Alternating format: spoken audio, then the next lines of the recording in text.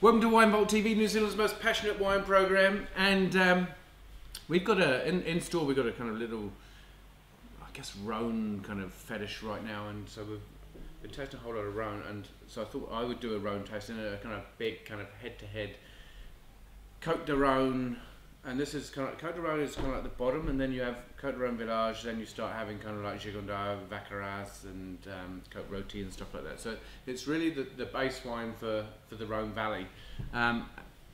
Usually offers exceptional value for money as well. Been an AC since, 1937.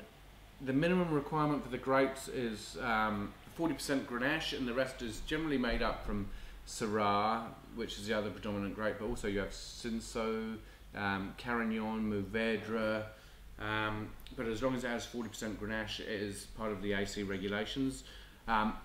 It's an incredible amount of land under vine. It's got over 40,000 hectares under vine, so that's kind of 100,000 acres under vine just for the Côte de Rhone itself. Sits at the bottom of the Rhone Valley, and it goes pretty much from the Languedoc right across to pretty much the Alps, and they do make a red, white, and a rosé. And you get the rosé is generally quite an intense kind of character, real summer Grenache style rosé, and it gives you that really summer fruit, strawberries and cream, and reminds you of Wimbledon type thing. But it also has a bit of structure there, a little bit of tannin as well. And then kind of you have your separate ACs within that Côte de Rhone, and then you have your named village as well. So the first wine we're going to do is the Vin de Vienne, and it's the Les Cranailles 2007. Now 2007 was an exceptional year for the Rhone. Robert Parker gave it 98 points for the region overall. He's raved on about it. I mean, there have been a few 100-point wines that have come out there under Robert Parker. Everybody agrees that it's a really good kind of vintage for the Rhone Valley itself, especially the upper tier wines as well. Now this is 50% Grenache, 50% Syrah,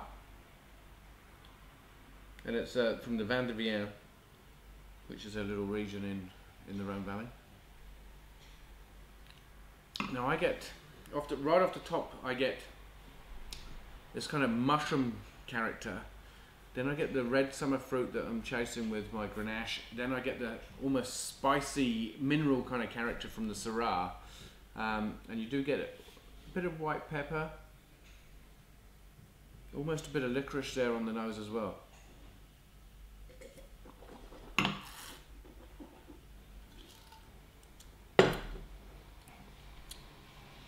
Got really nice bright upfront fruit, a fairly hollow mid palate, got some nice kind of tannin going around the mouth, very easy drink, sub 20 wine I'd put it at, 85 points, not too bad. Can't really say much more than that. I get this kind of nice dryness to it as well, but it really lacks that kind of mid palate. Now the next one is a Côte de Rhone from Château Montredon. These guys have been around since the fourth generation winemaking from the same family, and they're really known for their Château Neuf de Pape. So they make a Château Neuf de Pape white and red of really good quality, and this is much more kind of typical Côte de Rhone on the nose. It's very kind of plummy, with that kind of earthy character that I want. I want a bit of kind of Brettanomyces, that kind of real fungus, dirty, funky nose on it. That's what I expect out of my Côte de Rhone. We do have this one that we tasted earlier, the Secret de Famille Côte de Rhone 2006 from Paul Jabelet, and it was just very, very new world, very clean, clinical kind of wine, very uninteresting to me. But this one has got a lot more kind of funky on the nose. You get almost a kind of tar, licorice, plum with some summer fruit on the back there.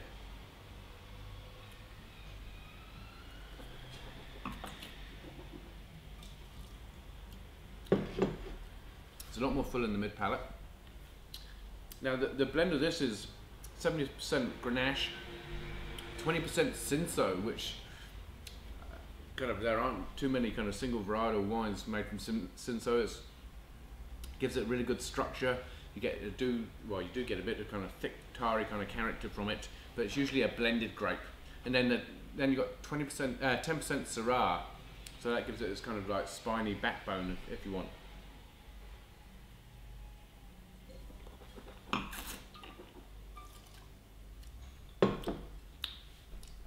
Still quite young, still quite tight, but you do get quite a lot of flesh on the mid palate. You get some pretty good length. 07 Côte de Rhone, value for money, I've got to say this is pretty good. This is sub 20 or 20 thereabouts. It's not as good as the Vida Fleurie 07 that we had the other day, which I thought was exceptional, but it's good. 87 points, it's not bad, it's not bad. And hopefully kind of like on our tasting that we've got scheduled for next week, we'll be able to show you a few more of these kind of Rhone Valley wines, and hopefully a bit more kind of interesting wines as well. Anyway, that's enough of me blabbering on about kind of like the Rhone Valley, and I'll catch you on the next episode of Wine Vault TV.